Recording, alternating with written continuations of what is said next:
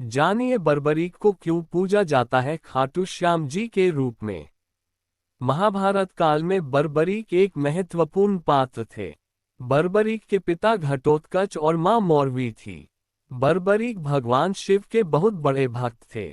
उनकी माता ने बर्बरीक को युद्ध कला सिखाए। बर्बरीक की तपस्या से प्रसन्न होकर भगवान शिव ने उन्हें 3 अचूक बाण दिए थे।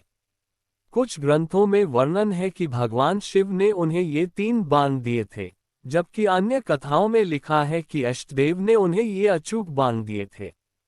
चूंकि वह इन 3 शक्तिशाली बाणों का वाहक है, इसलिए उसे 3 बंधरी के रूप में जाना जाने लगा। साथ ही अग्नि देवता ने उन्हें वह धनुष दिया जो उन्हें तीनों लोकों में अजेय बनाता था। जब बर्बरीक को पांडवों और कौरवों के बीच युद्ध के बारे में पता चला, तो वह युद्ध देखना चाहता था। कुरुक्षेत्र के लिए रवाना होने से पहले उसने अपनी मां से वादा किया कि यदि उसे युद्ध में लड़ना आवश्यक लगता है, तो वह उस समय युद्ध में हारने वाले पक्ष की ओर से लड़ेगा। अब महाभारत युद्ध के आगे बढ़ने से पहले कृष्ण ने पांडवों और कौरवों के सभी शक्तिशाली योद्धाओं से पूछा कि वे अकेले युद्ध को कितने दिनों में समाप्त कर सकते हैं। कौरवों में भीष्म ने उत्तर दिया कि वो युद्ध को 20 दिनों में समाप्त कर सकते हैं। द्रोणाचार्य ने कहा कि वह 25 दिनों में सभी विरोधियों को नष्ट कर सकते हैं। कर्ण ने उत्तर दिया कि उसे 24 दिन लगेंगे। पांडवों के बीच अर्जुन ने कहा कि उसे अकेले युद्ध खत्म करने में 28 दिन लगेंगे। कृष्ण ने वही प्रश्न बर्बरीक से पूछा जो उसने सभी योद्धाओं से पूछा था कि उसे अकेले युद्ध समाप्त करने में कितना समय लगेगा। बर्बरीक ने उत्तर दिया, 1 पल। कृष्ण ने चकित होकर उससे पूछा कि वह 1 पल में युद्ध को कैसे समाप्त कर सकता है। बर्बरीक ने उत्तर दिया कि वह 3 अचूक बाणों का वाहक है और उसका एक बाण सभी विरोधियों को नष्ट करने के लिए पर्याप्त है। उसने बताया कि वह पहले तीर का उपयोग उन सभी विरोधियों को पहचानने के लिए करता है जिन्हें वह नष्ट करना चाहता है। फिर दूसरे तीर का उपयोग करके वह उन सभी चीजों को चिन्हित करता है जिन्हें वह बचाना चाहता है। अब तीसरा तीर उन सभी को नष्ट कर देगा जो चिन्हित नहीं है और फिर अपने तरकश पर लौट आएंगे। कृष्ण की बर्बरीक को चुनौती। बर्बरीक की शक्ति को परखने के लिए और यह सत्यापित करने के लिए कि वह जो कुछ भी कह रहा है वह सच है, उसने उसे अपने तीरों का उपयोग करके पीपल के पेड़ के सभी पत्तों को बांधने के लिए चुनौती दी, जिसके नीचे वह खड़ा था। बर्बरीक ने अपनी आंखें बंद कर लीं और पत्तियों को चिन्हित करने के लिए अपना पहला तीर छोड़ने के लिए ध्यान करना शुरू कर दिया। उसी क्षण कृष्ण पेड़ से एक पत्ता तोड़कर अपने पैर के नीचे छिपा लेते हैं। अब तीर पेड़ के सभी पत्तों पर निशान लगा देता है, लेकिन कृष्ण के पैर पर मंडराने लगता है। बाण के इस व्यवहार से हैरान कृष्ण ने बर्बरीक से पूछा कि ऐसा क्यों हो रहा है। बर्बरीक का बाण सारे पत्तों पर निशान लगा देता है। उसने उत्तर दिया कि आपके पैर के नीचे एक पत्ता होना चाहिए और उसे अपना पैर ऊपर उठाने की सलाह दी, अन्यथा तीर उसे छेदने के लिए पत्ती को चिन्हित करेगा। तब कृष्ण ने उससे पूछा कि वह किस ओर से युद्ध करेगा, कौरव या पांडव। बर्बरीक ने उत्तर दिया कि उसने अपनी मां से वादा किया है कि वह उस समय युद्ध में हारने वाले पक्ष की ओर से लड़ाई लड़ेगा।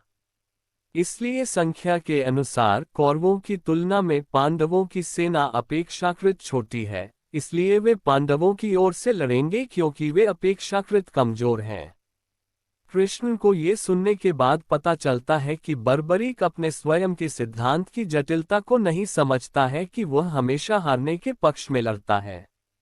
उसे समझाने के लिए कृष्ण ने उससे कहा, आप जिस भी पक्ष का समर्थन करने जा रहे हैं, वह लड़ाई जीत जाएगा।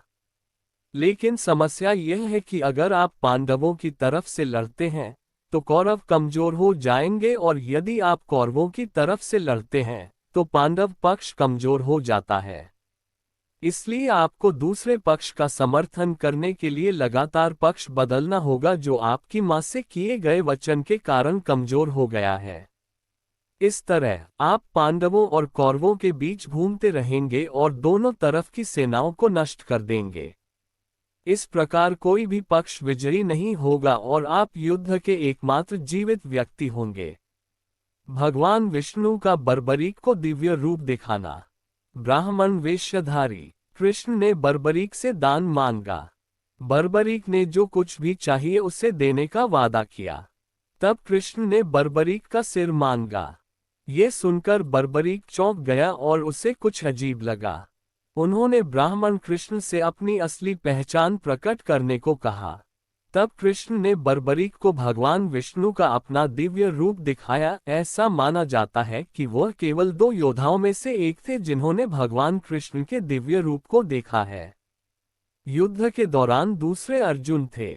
दिव्य रूप को देखने के बाद वह अपना सिर भगवान कृष्ण को देने के लिए तैयार हो गए। लेकिन अपना सिर बलिदान करने से पहले वह कृष्ण से पूरी लड़ाई देखने की अपनी इच्छा पूरा करने के लिए कहता है, क्योंकि वह युद्ध में भाग लेने में सक्षम नहीं है। इस पर कृष्ण राजी हो गए। बर्बरीक ने उसका सिर काटकर कृष्ण को दे दिया।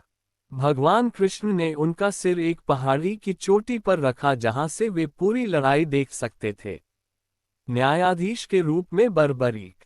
युद्ध समाप्त होने के बाद पांडव बहस करने लगते हैं कि आपस में सबसे बड़ा योद्धा कौन है और कौरवों के खिलाफ उनकी जीत के लिए कौन जिम्मेदार है।